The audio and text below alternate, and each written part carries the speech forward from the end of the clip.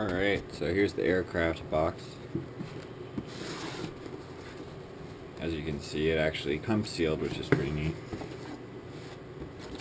The parts are neatly set out. Okay.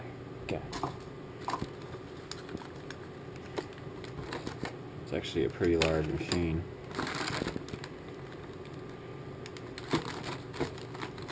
Alright, now they're put together.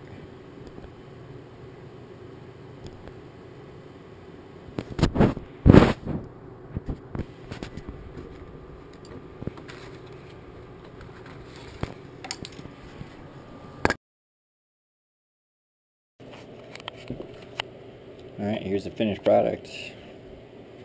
Wasn't too bad of an assembly. A few things to note though. When putting together bottom fuselage, these stoppers, mount bearings, should probably put on first.